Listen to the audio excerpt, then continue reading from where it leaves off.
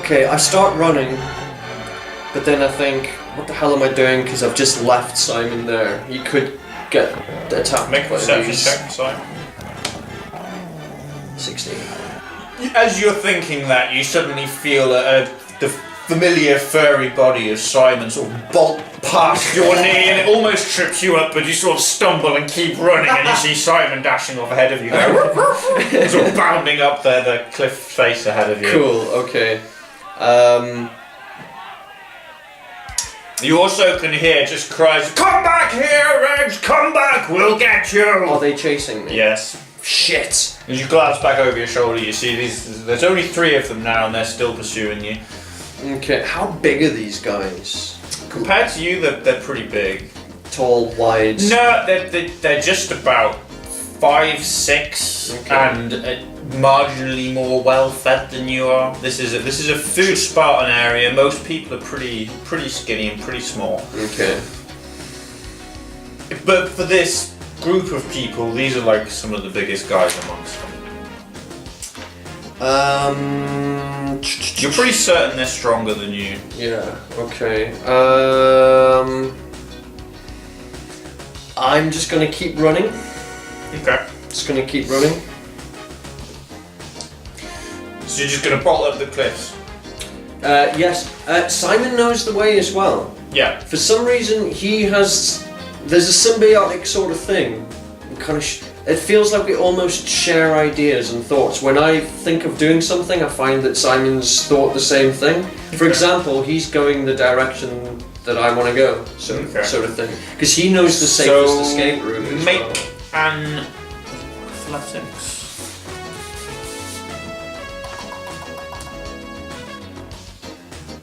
Just make a flat strength check.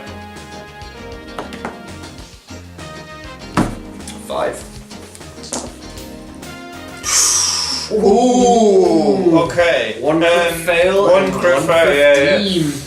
So you sprint away, and like 2 of the guys keep up with you, and one of the guys just trips and falls flat on his face. You feel a hand on your shoulder. So you're running as hard as you can, and you glance back, and this sort of a hand lands on your shoulder. One of the guys is virtually on you. What are you doing? I try and bite his hand. While still running. Oh shit! What do you turn and bite? I'll have to stop, won't I? So he's got hold of me? No, it's like someone's just like, and I'm like, oh.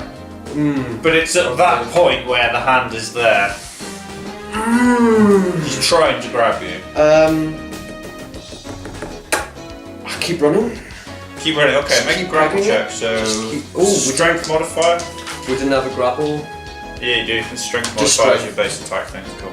19. Okay, you just as it climbs on, it sort of slips off, and you're just like, you just laugh at him over your shoulder like he's just a joke to you.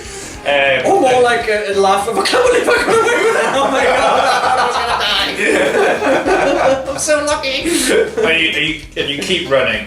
As you keep running, you see that Simon is bounding ahead to exactly wherever it is you're trying to get to, leading the way, finding the easiest path.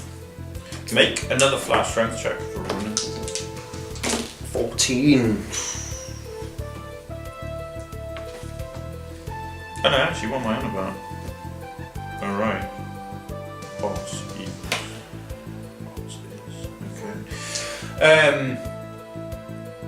Okay, this time a dude fucking just barrels into you, takes you to the floor. Another guy is coming up, but what are you doing? So he's just rugby tackled you from behind. He's flown into your midsection. You feel yourself falling towards the ground. I whistle really loud for Simon. Okay. Anything else? And draw my bone dagger. Okay. Also, at this point, because you are a thief, that's D6. Roll hit points, D6 hit points. Actually, in fact, it's your first level, so I always award full hit points for your first one, so it will be 6 hit points because otherwise it's really cruel at level 1. Oh, my HP, yeah, of course. Yeah. Jeez. Okay, HP is 6. Yeah. Oh my god. Hey man, I could apply your Constitution modifier. No. But that would be a bit. I don't want to spend 2. Exactly, level 2. Yeah, level 1. AC? I don't know yet. AC is 10. 10. Okay. Because you don't have any armor and it's just your dexterity modifier. Cool. And in fact, roll a D8 for 8. He's got flat 8 hit points, no Constitution modifier, and he also has AC 10 for Simon. Okay, so his HP is 10. Yeah. And AC is 10. 10. No, it's 8 for hit points. 8 sorry, for 10 hit for points, AC. sorry. There we go. 8. You're a thief. He's more like a ranger. Or Yeah, something. he's my muscle. Yeah. He's your muscle. So you whistle for Simon. Simon immediately turns around like and starts bounding back towards you. Cool. In the meantime, this guy he's grounded you and now he's sort of kneeling on you and he's trying to just punch you in the back of the Will head. you get advantage? I think so. Oh god! Oh Yeah, no! that'll hit. It's cool. Yeah. And it does D. He's only using fists, so it's Sure. only D2. Sure. damage. I'm just very weak. It's 2 hit points of damage. Okay, tell you what. I'll get some space to do that. And Yeah, I'll good call. Okay, so -2. Did you say? Yeah. So you're down to 4. Ouch! And Simon turns and bounds back, leaping onto him and trying to bite him. Where's he trying to bite him? In the face. Okay. Roll a hit. Well, he's kind of going for the throat, but it the face, the jaw. And he's got +1 on the dice for his strength roll. Simon. Oh! Okay. Simon just comes to bounds and leaps towards him, and his jaw is open, ready to bite into his face. And the guy looks up and stops hitting you for a moment, and goes for Simon. I've crit failed. Oh, he crit fails. Yes! Both you and Simon get an attack of opportunity. Yes! And you get. And I have my bow and dagger drawn as well. I did say that. Yep. Sweet. So as he's pinned you down to the floor, you've been like, I can't do that. And as you've been whistling, you've been drawing out the dagger, just letting him just pound you in the back of the head, and you're sort of like, and then you see Simon just sort of a shadow, and paws are just right in front of your face, and it's like, you hear Simon, and the guy's clearly struggling with Simon, as you make an attack. Would Simon attack first? It doesn't flat matter. down right now. Take your pick. We'll go for Simon first because he's embroiled in the action.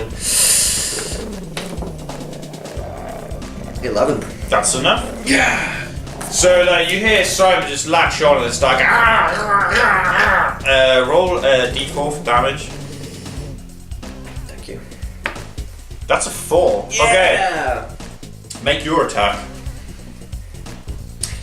So I'm on my face, yeah, and I've pulled that round there. So basically, I'm just gonna turn onto my side and just jab behind me like that, so it's not like a clear view.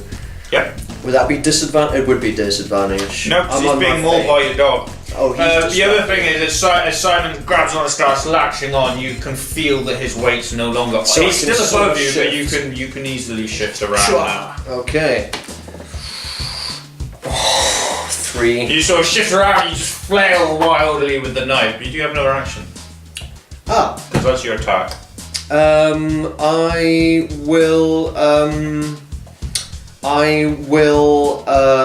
ready an action. What action are you readying? You've got defensive stance, you can stab him, ready another attack. You could ready to try and get out from underneath him so that you are escaping from. Could I ready a grapple? Yeah. So I sort of I stab them like that, and I sort of get onto in a position that I'm still sort of like, Yeah, so enough like- where I can just go, yeah. So he runs into you, he shoulders into you from behind, drops you to the floor, you whistle for Simon as you draw your bone dagger, and he pounds into the back of your head, and Simon's paws suddenly appear in front of you, and you can hear Simon, and the guy's sort of weight eases off of you, and you flail behind you with the knife, finding only air, and sort of twist around, and as you realise you can start maybe get him off you by throwing him that way. So I'm readying a grapple. He is trying to grapple Simon. It's like a grapple fest going on. Well, he's got a dog on him. Like, Simon's actually latched onto him in this time. So like Simon's got hold of one of his arms. He's like One of his arms. Okay.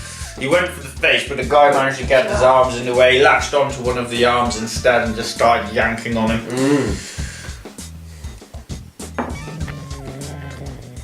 9. No. Miss. Okay, so like Simon is just holding his own and just holding him in place and also trying to help to yank him off of you because it is sort of loyal Simon. You get advantage on your grapple, which is readied. Sweet, my grapple is readied. Grapple is just strength, yeah?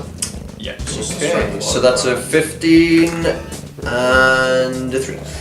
So you got 15. Okay, so you, as Simon's like yarking on his arm, the guy tries to get Simon off, and Simon's just like, he starts trying to like shove into his face and stuff, and Simon just latches deeper into his arm. You can see a little bit of blood trickling down, or feel it more to the point as it drips onto you. And as you turn, flailed and missed the air, and then you sort of feel Simon pulling him, and you just shove an elbow into his chest and finish your job, and the guy falls down next to you. You can see a lot of blood now coming out of his arm. What are you doing? Because that's in his turn, so that was a ready to action. I'll run. Okay. So you just, as soon as he's off you get up and you just bolt for him. As you get up as well, you can see that the guy that fell down further down, Oh, I forgot about him. is getting up, and the other guy who was not so far behind is just coming up onto the path that you're on. Okay. You turn, you run. Or do you not? No, I turn and run, but I also want to whistle for Simon to follow. Alright, so as soon as like Simon realizes you're up, it's like he's running with you. Okay, cool. Oh my god, that was intense. And you carry on running up the cliff. You still got one guy in hot pursuit. The other guy is now lying on the floor. He's a bit winded. He's just had an elbow in the chest. There's blood pissing out of his arm from where Simon savaged him. The other guy is pursuing up the cliff, and he's more interested in the guy on the floor than he is. So you just bolt along this path. Where are you headed? Do I still know which direction the hag went? As far as you are aware, the last time you saw her, she was heading towards the actual sandy pass. So she was heading up into the mountains. So I can loop round. You can follow. You can take paths up the cliff face. You can go down the cliff face. You can carry on around. You suddenly realise as well. Make a spot check, or a wisdom check. You suddenly realise there are lots of people at their doors now peering at all of the commotion going on outside. The people at the bottom are like, yeah, ooh, yeah, oh, get him, get that Reg, and you can just sort of hear these things being shouted about you and at you. So a lot of eyes are on me. You get the sinking sensation that you can't really stay in this place anymore. It may be the place you've lived your whole life, but maybe there's nothing left for you here. See, this is the thing. I didn't want to get involved because I know that this probably would have happened. I was trying to stay away from people, unseen, unknown, but compassion got the better of me. That goddamn compassion. Damn you. I would like to try and hide at the best point possible because there's still one guy chasing me. How far away? You need to get out of sight. Then the problem is you're on a cliff face, and the cliff face has ins and outs, and you can go up and down. But there's nowhere to really hide because it's just the caves that the people live in, really. Unless you make your way off of the cliff face, in which case your safest bet for hiding would be to get up onto the top of the cliff face and then maybe My move first towards the instinct mountain. is to try and hide. Okay. Too much attention. You blindly run. You just run and to try to escape. You run up the cliff. Simon bounds ahead of you. And do you follow Simon or do you take your own path? No, I'm following Simon. And Simon leads you up the mountain and you come up to the top of the cliff. We both know face. the way. You find it relatively easy. You have to scrabble a bit on occasion, but you're so caught up in running you don't even realise that you can't hear the voices anymore. And when you actually just get to a point where you're at the top, and Simon's like, and you pause, and you can't hear anything, and the wind whips up, and you can feel like you're at a bit of altitude now, maybe 500 feet up.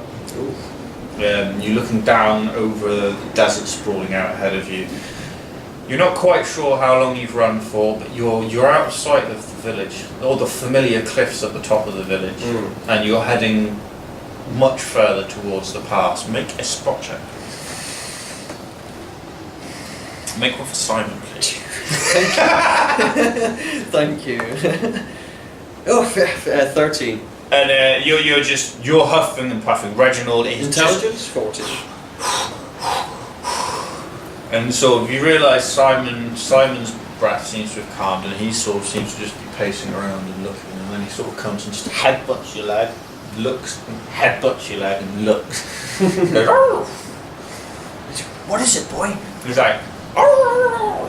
And I look to where he's trying to point and signal. And you can just see a speck of something moving. Okay.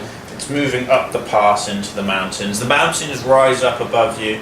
They seem to turn into a much greyer, slaty stone of a much harder substance, and at the peaks of the mountains you can see snow. Okay. And there's a narrow path which is almost a golden colour as it's just filled with sand. And that's where this speck seems to be moving. Okay.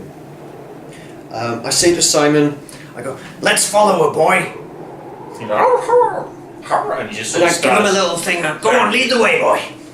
And so he just turns and sort of starts bounding off, and you're just like, oh fucking hell, and start walking after him. It takes several hours. The day turns to the hottest part of the day, and you have to take shelter because even up in the mountains here, the heat of the day is too much for anybody. And you find yourself a nice shady spot under an overhanging rock, getting off of the sort of golden sand which is leading up into the mountains. And as your eyes adjust to the dark under the cave, having been under the rock, having been out in the sun, you suddenly realise that this old woman is sat at the back in the shade. She's sort of got eyes closed, and she opens one eye and she says, "Oh, it's you! Thank you! I should never have even been seen, but I was. I must be getting weak in my old age." I know the feeling. Are you okay? "Thanks to you, yes, so just please have a seat." They didn't hurt you, did they? "Not much. I've had worse." I have a little bit of food if you're hungry. And she looks at it and, I'm an old woman, and I only came this way because it is my time, and I must make it into the mountains. I must make it up to the snow. It's my time to go there and for it to end. Oh. Well, I would like to help. You were the only person that was friendly to me when I had my experience. Ah! Yes, you met Mescalito. It's never pretty. Yes. And then she's like, "Well, young man, your help would be appreciated, as these old bones don't find it so easy to make it anywhere anymore." I am more than happy to help. And as I must end, you must begin. So, if you help me, I will give you what I can. Oh, well, I'm not here to try and get anything from you. I'm just trying to help, but that's very kind of you. Thank you. And she just sort of sits quietly again and sort of closes her eyes and says, I must rest just for a minute, just 50 winks, Yes.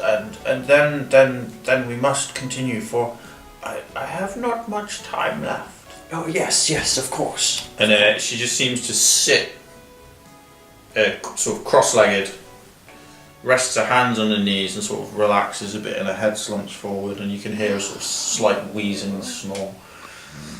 I produce another bit of meat, and I. Can you still have the other piece? You didn't accept it. Oh, she didn't accept it, of course. No.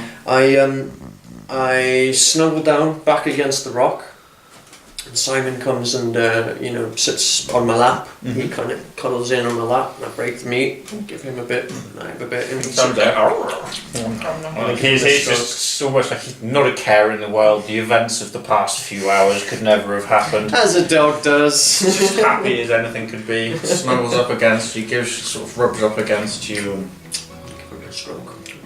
Eat the meat. And luxuriates in the little food that you have. What have I left in my cave? So I have to go short bow and arrows. Don't have to go and get it. I didn't bring my short bow. Damn. You never said you had it with you, I'm afraid. I didn't say I had it with me, I'm afraid. You said you possessed them. Yeah. This is true. You do have your... No, you didn't take them first. No, you didn't. Nope. So I literally saw her. No, you do have your flint and steel and a little bit of tinder. Yeah. Let's say that's always. Because that's just something you keep about it. Like you've got just another patchwork, crappy little pouch that you've made, which is on your raggy belt. Okay. And in that you just have literally the flint and steel and tinder and a couple of little bits of food that you have. And it's a small belt. It's just it just hangs there. So let's say that because it's so small, I've only actually got 1 day of rations on me. The other day of rations. No. You keep your food on you at all times because it's too precious. But now you do only have a day's worth left. Because we're just eating, of course. Yeah, we're just eating.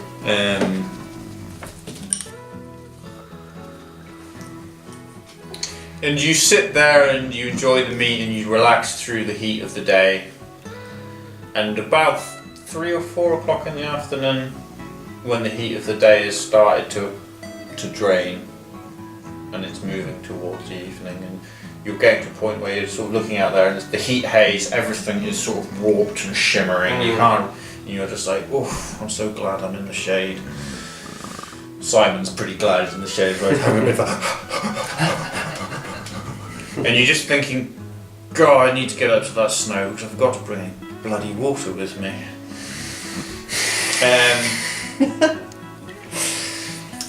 And the old woman comes awake, sort of, so well, the head raises and an eye open, looks at you and still here, young man.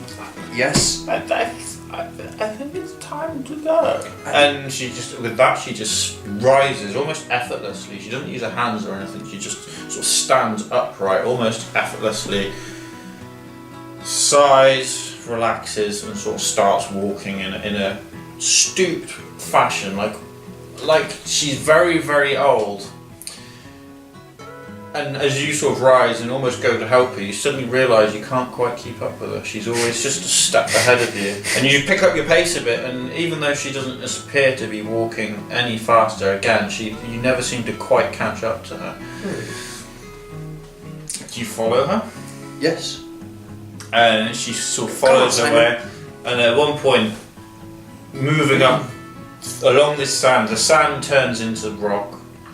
The temperature starts to drop very noticeably as you start to get higher and higher and higher.